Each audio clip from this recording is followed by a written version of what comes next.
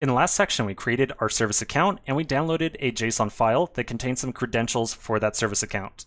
We now need to download and install the Travis CLI, which is a program that we're going to use to encrypt that service account JSON file and tie it to our Travis CI account.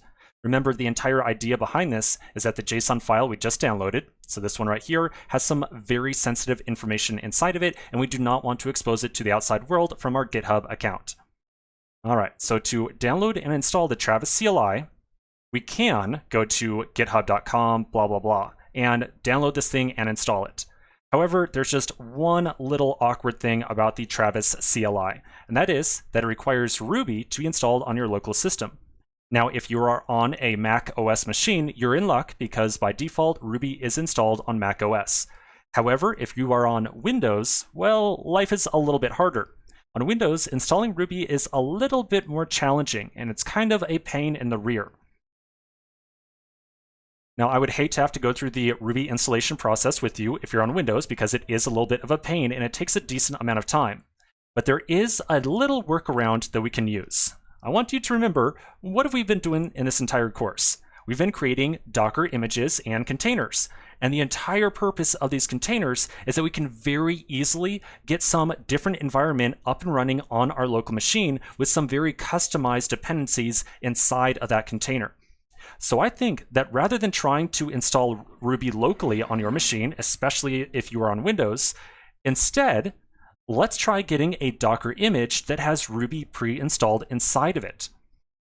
So we're going to get an image that has Ruby pre-installed. We'll then open up a shell or a terminal inside of that container, and then we'll use that to install and run the Travis CLI.